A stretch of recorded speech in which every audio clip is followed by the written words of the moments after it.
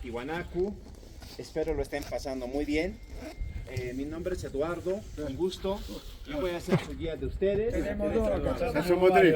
Muy bien, entonces uno de los Eduardos de Argentina va a tener que quedarse como ofrenda.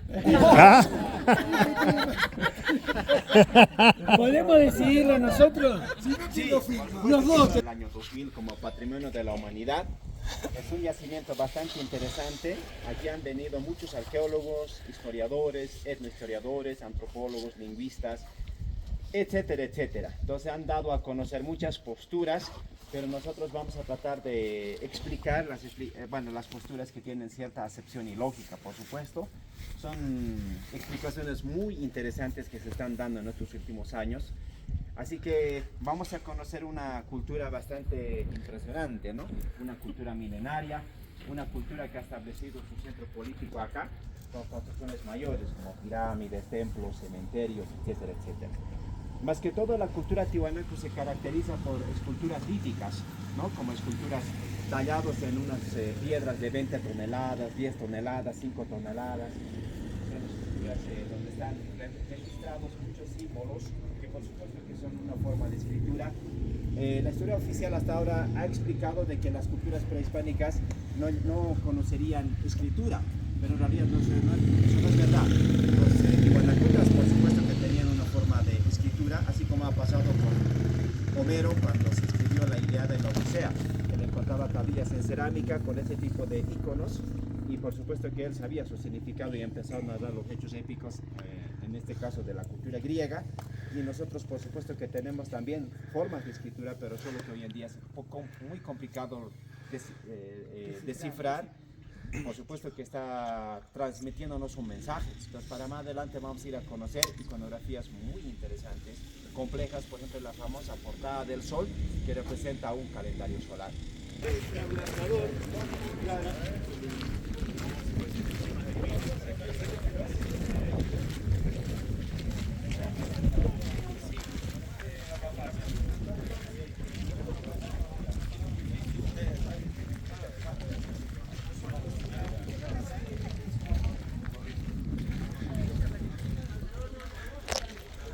Caminando 150 metros hacia las ruinas.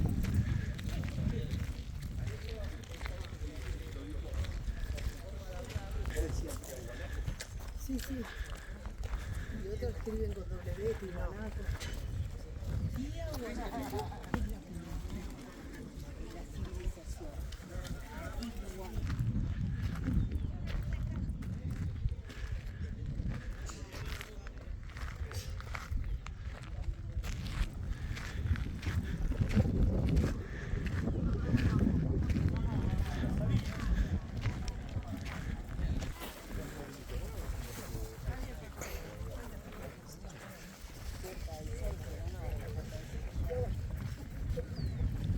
Por favor, vamos a concentrarnos un momento y después su atención, por favor, vamos a empezar con el tour. Nosotros ya estamos caminando hacia el área ceremonial de la cultura tiwanaku. Ya les comentaba que este lugar fue un centro político religioso bastante importante en la época prehispánica. Estamos hablando aproximadamente de hace 1800 años antes de Jesucristo y la cultura tiwanaku ha durado hasta más o menos 1200 después de Cristo. 3000 años aproximadamente se desarrolla en estas regiones esta civilización. A los 1200 después de Cristo la cultura tiwanaku colapsa por efectos climáticos. Según muchos estudios arqueológicos, la región antes era pues una zona propicia para la agricultura. Lago Titicaca antiguamente llegaba hasta aquí. Esta ciudad antigua estaba prácticamente asentado a las orillas del lago Titicaca. Actualmente el lago Titicaca se encuentra a 20 kilómetros a esta dirección. ¿Qué ha pasado? Lo que ha pasado es que la región se secó como más de 200 años. A causa de esta sequedad, la población se desintegró. Este centro político albergaba por lo menos como más de 80.000 habitantes en su tiempo de apogeo. Una población bastante importante para ese tiempo. Entonces, esta sociedad que estaba bien organizada, más que todo basado en el concepto de la comunidad, se desintegraron, buscando mejores horizontes o lugares térmicos. Así que se cree que a los 1200 después de Cristo la ciudad quedó abandonada. Estos restos están medio metro, un metro, hasta 2 metros bajo tierra, ¿no? Después de Cristo, a 1400 después de Cristo aparecen los aymaras, se asentan los señoríos aymaras, producto de esta desintegración de la sociedad tihuanacota. Y a partir de 1400 después de Cristo hasta aproximadamente 1532 después de Cristo es la época de los incas, ¿no? Entonces la cultura que estamos conociendo es pre-aymara, pre-inca. Y después de los incas llegan los españoles. Estamos hablando de 1532 hasta 1825, época colonial. Y a partir de la independencia de Bolivia para el año 2009 es República de Bolivia. Ahora ya no nos llamamos República de Bolivia, nos llamamos Estado Plurinacional de Bolivia con la nueva constitución. Así que es la secuencia cronológica. Lamentablemente en el periodo colonial y republicano, las construcciones arquitectónicas aquí en Tiwanaku fueron totalmente destrozados por 2 causas. La primera causa es en busca de tesoros. Los españoles llegaron acá, encontraron estructuras más o menos intactas, claro, ya estaban en proceso de deterioro, y muchas de las esculturas líticas estaban ornamentadas con láminas de oro, láminas de plata, piedras preciosas. Eso les impactó. Es impresionante leer las crónicas de esa época, cómo se desesperaban los españoles buscando tesoros en el interior de las construcciones. Y por esa causa muchas de las estructuras piramidales, cementerios, templos han sido totalmente desmanteladas, que fueron construidos con los restos arqueológicos, mejor dicho, con bloques de este sitio arqueológico, lamentablemente durante el periodo colonial y republicano también. Afuera se ve la línea del tren, entró a principios del siglo XX, y las piedras se siguieron usando para los puentes de la vía del tren, imagínense. Entonces eso es algo terrible. Bueno, estos 2 periodos, como el periodo colonial y republicano, es observado desde el patrimonio cultural como negativo, ¿no? Que fue dañada, muchos de los restos que estamos observando aquí. Aquí se ve la palabra, me voy a acercar al... Miren, esta palabra es de origen aymara. Esta palabra originalmente se pronunciaba Kia Huañacu, como me escuchan a mí, Kia Huañacu. Durante la época colonial este término fue castellanizado, solamente se escribe así, de esta manera con W, Tiwanaku. Significa orilla seca, borde seco, del lago que se secó. Después del colapso de la cultura tiwanaku, aparecieron los aymaras en esta región, mis abuelos, y ellos llamaron al lugar Kia Huañaca, Kia Huañacu, significa orilla seca. Entonces esta denominación fue dada por los aymaras. Antiguamente esta cultura no se llamaba Tiwanaku ni Yahuanaco. Yahuanaco con H intermedia, es una otra forma de escribir, es de origen quechua y significa siéntate, Huanaco. Huanaco es parecido a la llama. Tiay significa siéntate, Huanaco es parecido a la llama, es camélico. Entonces, esos 2 nombres fueron bautizados después del colapso de Tiwanaku. Yahuanaco fue denominado por un español, es un invento de un cronista español. Tiwanaku fue denominado por mis abuelos, por los aymaras. Entonces, ¿cuál era pues el nombre original de esta civilización? Ahí juegan un papel importante también otros cronistas españoles, porque ellos preguntaban a los indígenas acá, ¿quiénes construyen esta ciudad? ¿Quiénes fueron los que esculpieron la Puerta del Sol? Y muchos de los nativos respondían de que los quienes hicieron eran los Taipicalas. Así que antiguamente este centro político se llamaba Taipicala. Significa la piedra en el centro. El significado es parecido a Cusco, ¿no? La señora María Rostrowski, que explica sobre el origen de la cultura inca, ella explica detenidamente el desarrollo de esta civilización inca, de que los primeros incas van a inmigrar desde aquí. Producto de la desintegración de la sociedad tiwanacota surgen muchas culturas posteriormente. En Machu Picchu, Cusco, la arquitectura es exactamente parecido a Tiwanaku. ¿Quién es el dios principal de los incas? Es el dios Sol, el dios Inti, Huiracocha. En Tiwanaku también es el mismo personaje. ¿Quién es el hombre mensajero en la época inca? Los chasquis. Aquí también son los chasquis, es la misma secuencia. Entonces por eso vamos a observar las mismas características en el arte, en la cuestión, digamos, de organización económica, política, arquitectura, etcétera, etcétera. Es que la cultura tiwanaku es cultura madre también. Entonces, miren, antiguamente este centro político se llamaba Taipicala. Taipicala era una cultura que estaba organizada por diferentes grupos étnicos. Cada grupo étnico hablaba un idioma diferente.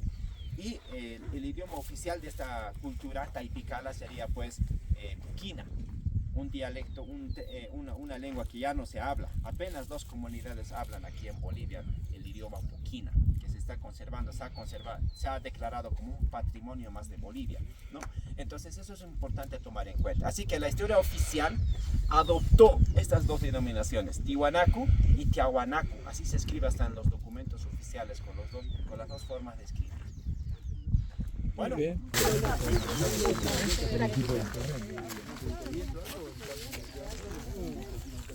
Si nosotros en este momento nos elevaríamos arriba y observamos a la pirámide tiene una base que compone mitad de cruz andina, la chacana. Fíjense, es la base de la construcción piramidal. Nosotros en este momento estamos reunidos aquí, en este lugar, observando las primeras gradas de la construcción. Ahí se ve. Sí. Entonces, la construcción piramidal forma mitad de cruz andina. Tenía 7 niveles levantados a la parte cima. Vamos a bajar, vamos a ir a conocer el templo de la luna y vamos a ir a darnos una vuelta terminando en el cementerio donde enterraban personas de la calle de San Luis. Adelante.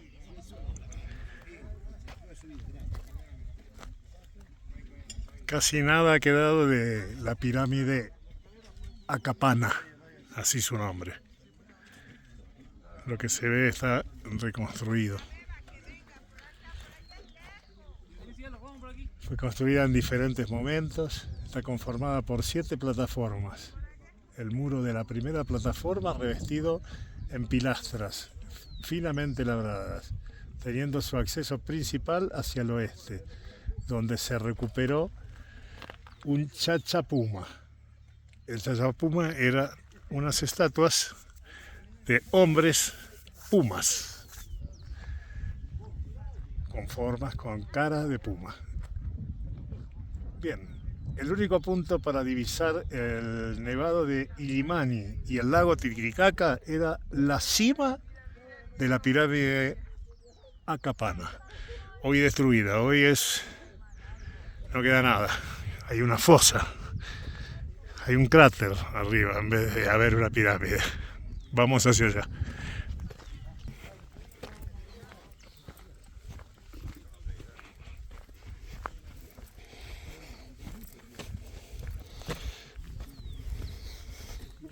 Estamos a más de 3.500 metros de altura sobre el nivel del mar.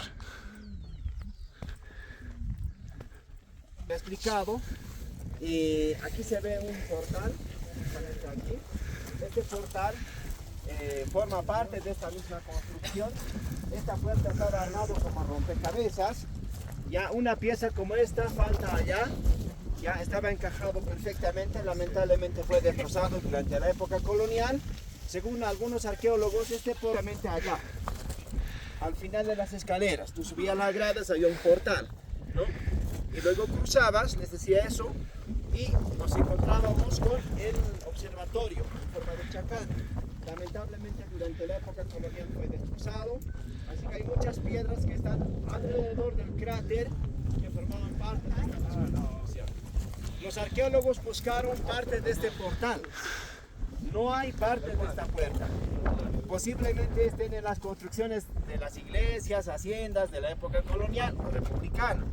Al buscar esas partes de esta puerta, los arqueólogos se han llevado con una sorpresa. Debajo de esa piedra, como una losa que está empotrada, se encontró una tumba y se encontró un príncipe, un joven, entre 20 a 22 años. Este personaje estaba en posición fetal, con vista hacia el sol naciente, llevando entre sus brazos una llama pequeña. Y este personaje tiene su cráneo deformado. No es como de nosotros el cráneo, está alargado. Los tiwanacotas deformaban cráneos desde bebés, colocando bandas cefálicas o tablas, pero solamente practicaban a la nobleza la deformación de cráneos. Así que el personaje estaba guardado ahí. Seguramente gracias a la piedra se salvó. Los españoles no lo movieron, pero las demás tumbas sí fueron profanadas. Entonces, este personaje tenía un pectoral con medallón de oro con figura del sol. Significa que es una persona importante que fue guardada. Y bautizaron los arqueólogos como príncipe de Acapana. Ya lo sacaron los restos, están en un laboratorio especial. La idea, el objetivo es reconstruir su rostro, y reconstruirlo en forma de maniquís, muñecos, y para ahí representar cómo vestían los hombres antiguos. Y todo ese, como al señor de Zipán que tenemos en Perú, más o menos así. Entonces eso es algo interesante. Entonces,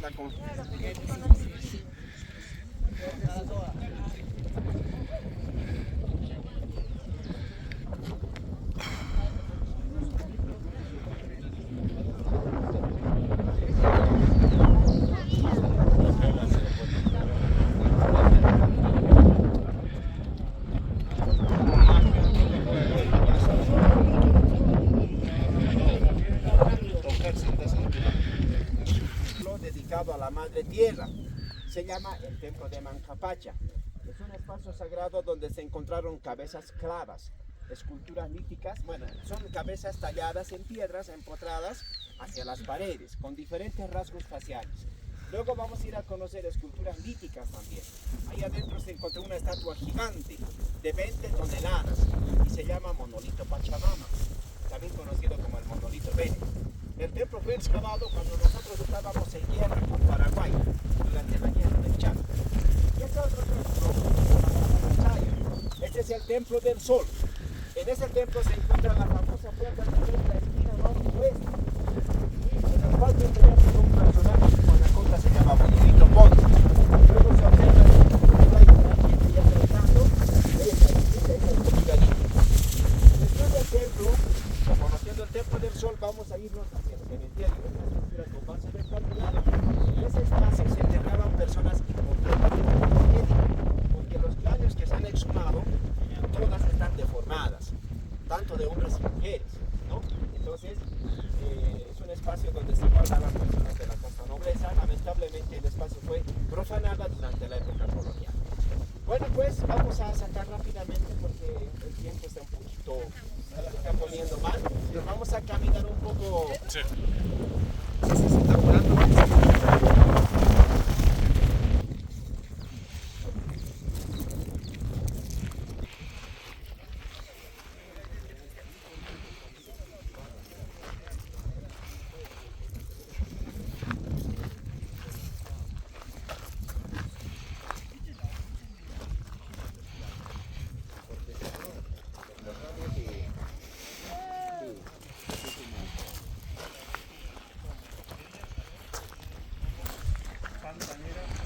Bueno, con Grupo Chasqui vamos a apresurar porque si no San Pedro se va a enojar con nosotros.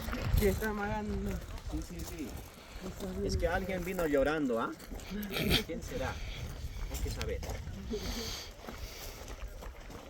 Aquí en esa región se suele decir así cuando el tiempo se pone mal, alguien está llorando. Sí.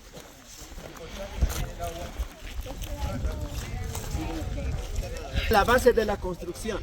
Miren, ese promontorio de tierra que está acumulado, hemos bajado por ahí, ese promontorio de tierra llegaba hasta aquí, o sea, una buena parte ya fue excavado. Esta tierra acumulada pertenece a la parte cima, al cráter que fue destrozado, causado durante la época colonial. Así que esta arquitectura que estamos observando es original. Ahí se ve el segundo nivel un poco, el tercero también, incluso el cuarto debajo de este arbusto pequeño. Entonces, las plataformas de esta construcción eran así, como están observando. Bueno, entonces con esto hemos terminado sobre la pirámide de Acapana.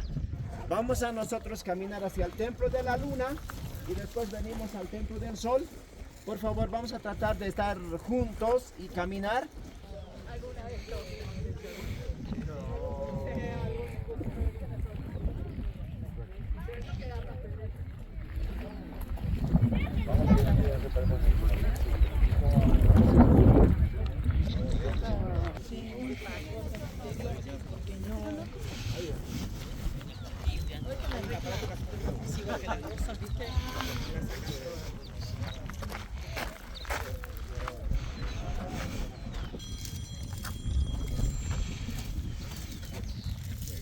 La figura se nota, ¿verdad?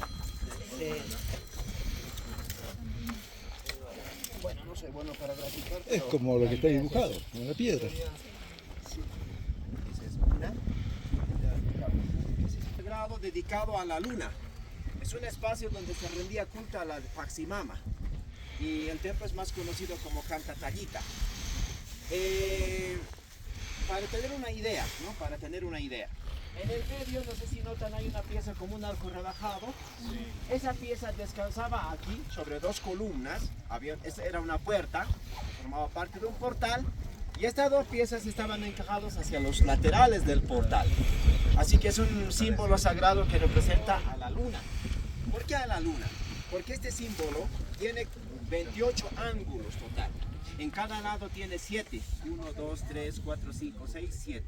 7, 7, 7. 7 por 4 se hace 28.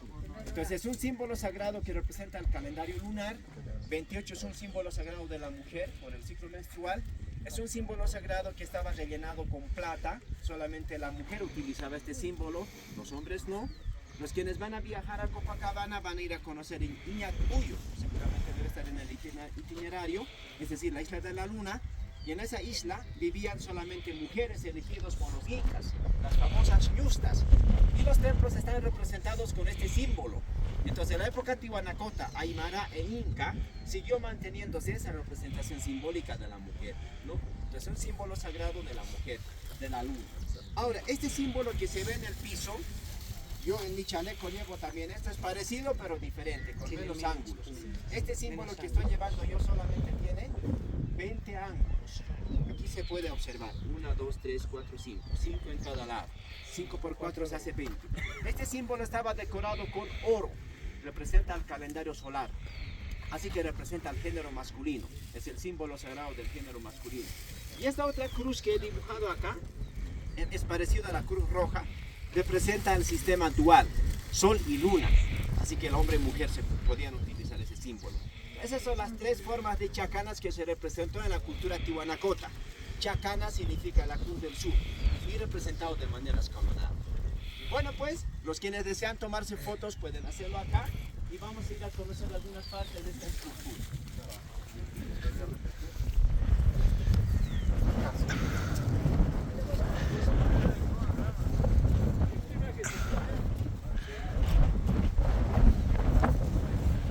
Tenía razón con lo que decía.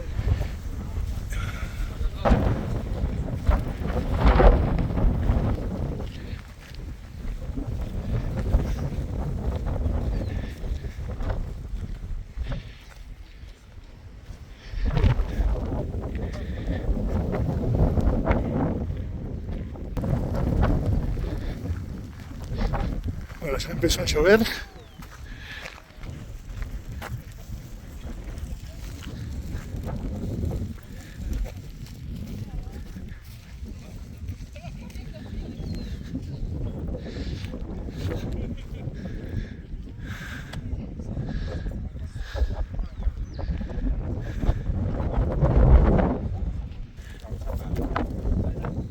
Fue excavado en el año 1932 cuando estábamos justo en guerra con Paraguay. Y el quien excavó es un arqueólogo de Estados Unidos, se llama Wendell Bennett, y adentro se encontró más de 170 cabezas tallados en piedras empotrados a las paredes en representación de sus personalidades destacadas de la cultura tihuanacota, representando a diferentes grupos étnicos, porque cada una de las cabezas tiene diferentes rasgos faciales, no solo las mujeres.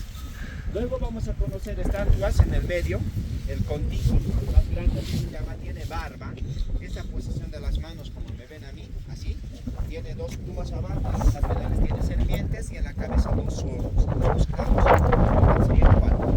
Los animales son sagradas, representan, por ejemplo, la serpiente representa la fertilidad, el puma representa al guardián de la naturaleza y los zorros representan a la astucia.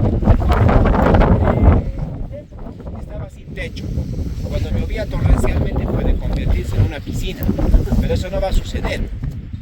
Los ingenieros hidráulicos ya han pensado al respecto. Desde la esquina a esta esquina hay una pendiente de 2%. ¿Qué hace? Un ancho de agua enorme sale por un canal subterráneo hacia el lago Titicaca, porque antiguamente el lago Titicaca llegaba hasta ahí abajo.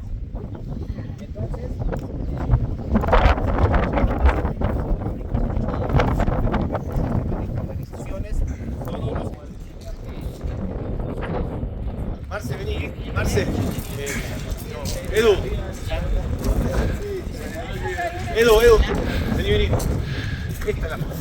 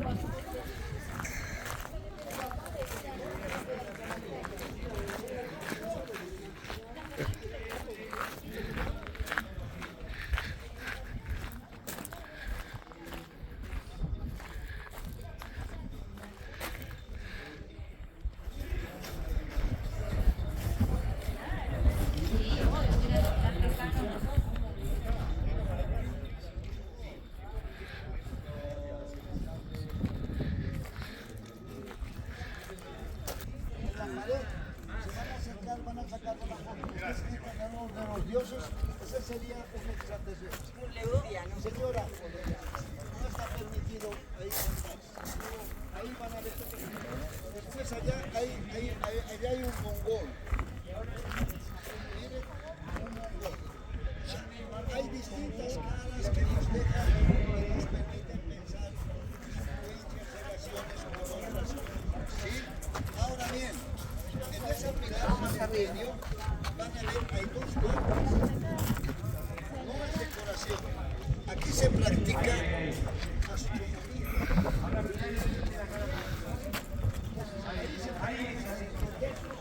Se veía la constelación Odeón. Este es entre junio y julio, de los días 11.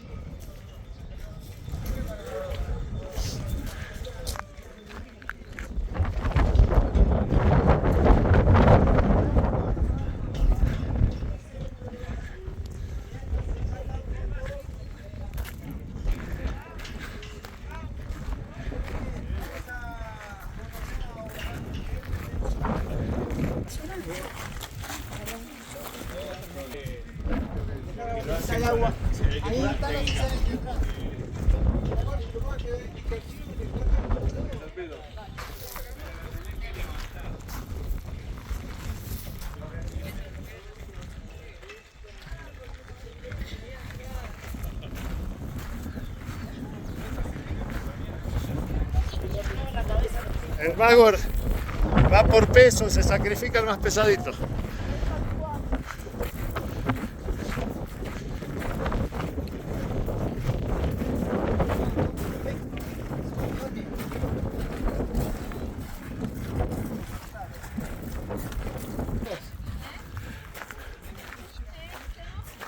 Los canales de agua, mira.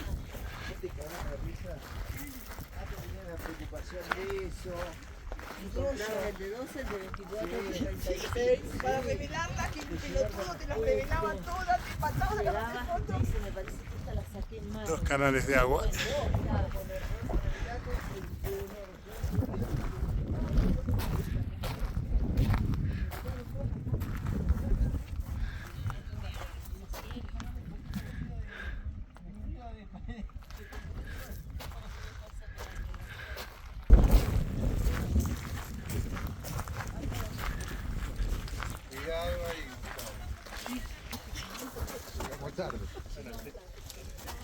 Puertas del Sol. Este portal tiene un peso de 10 toneladas.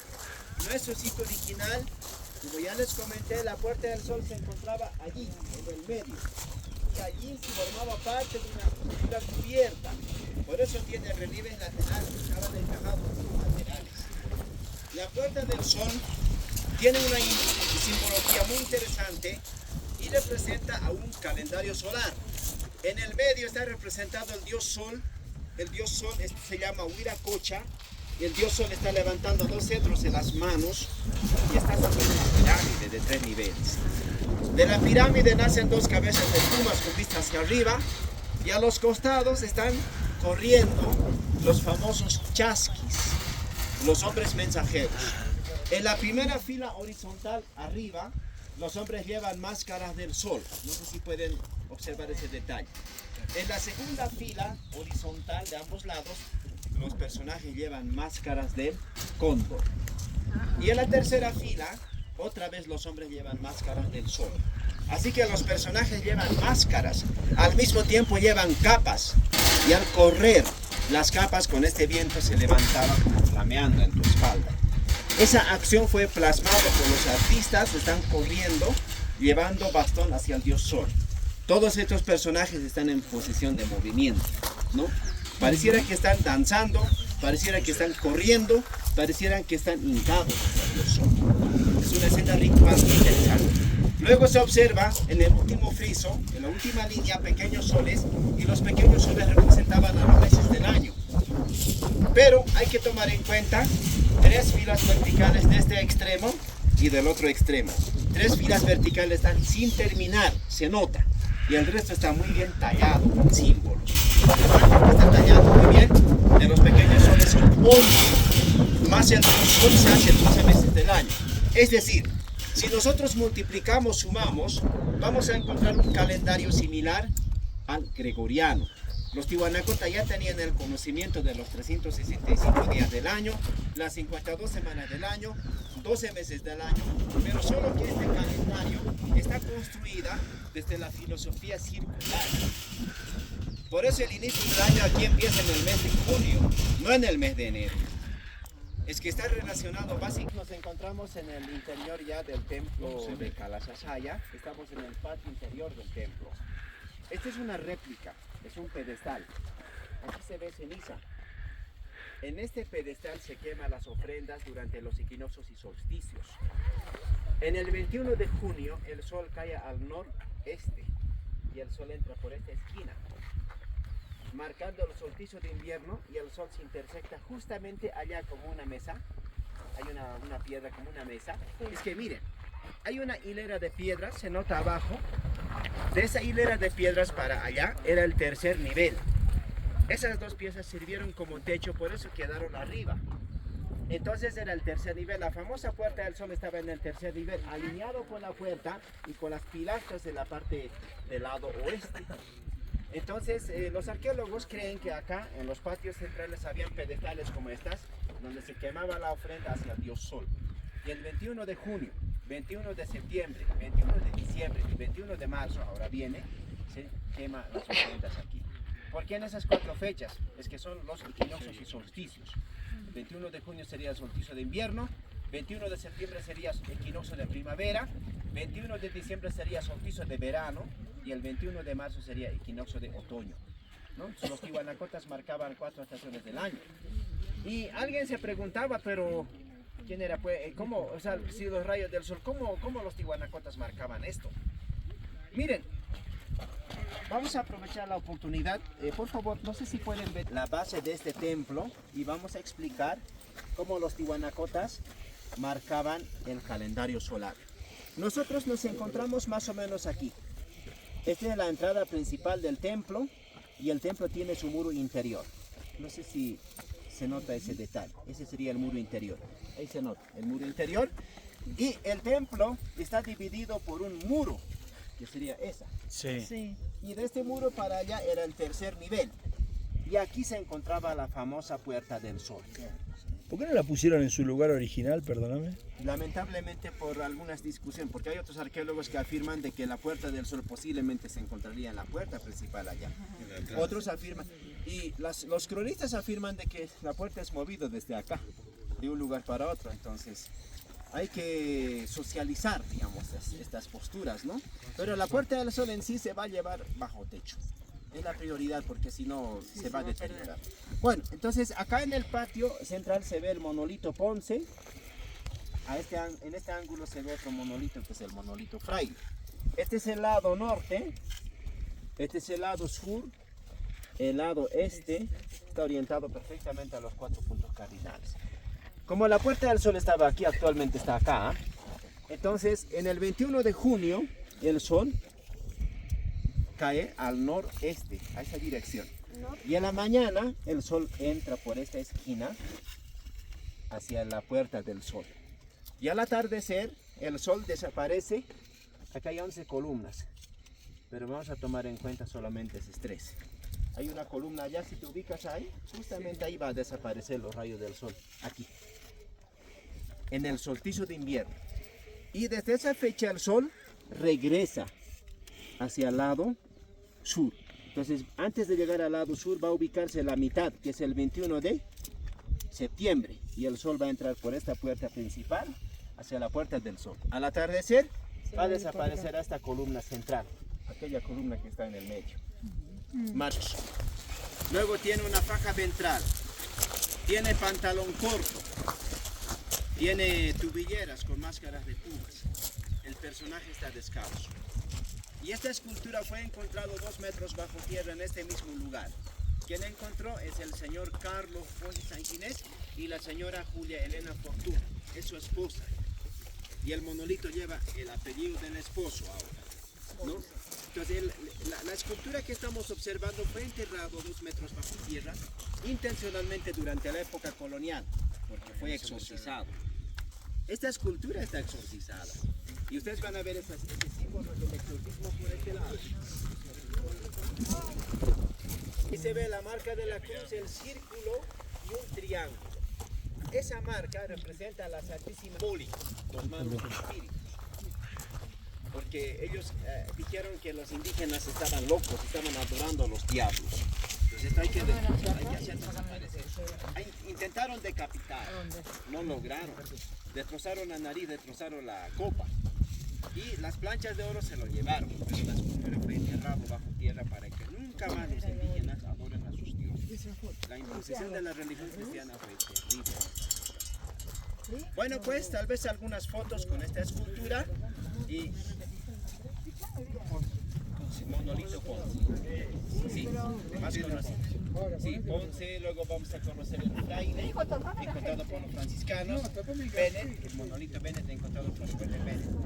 Antes así era. Entonces, en esta mano, en la derecha, lleva una espátula que servía para consumir elementos alucinógenos o derramar líquidos hacia los dioses.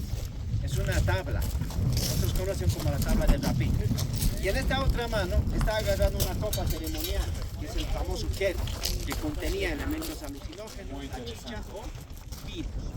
Se ve la cruz. Los objetos religiosos, la copa y la en el hombro.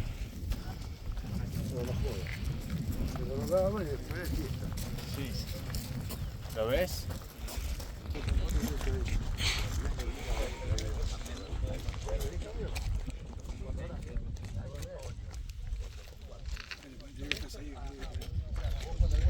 Como espalda. Como quieras. que van a visitar ahora, mañana, ¿no? Sí. Y, bueno, está entre las nubes, hay unas montañas que están a 40 kilómetros. Los tihuanacotas transportaban desde más de 40 kilómetros en embarcaciones la piedra volcánica. Como el lago Titicaca llegaba hasta aquí, los tihuanacotas transportaban en embarcaciones la piedra volcánica. Las piedras llegaban desde las canteras en bruto y recién elaboraban en forma de bloques esculturas líticas. Pero ¿cómo encontraban cortes tan perfectos? Si colocamos en muchos de los bloques una escuadra, es ángulo perfecto. Entonces los tihuanacotas, antes de trabajar, pulir la piedra, realizaban un tratamiento previo. Un grupo de científicos franceses, desde la arqueología experimental, explicó de que los tihuanacotas eran geopolímeros. Sí. Porque los incas que eran inteligentes, que crearon tal o cual cosa, pero acá ya encontraron muchas cosas.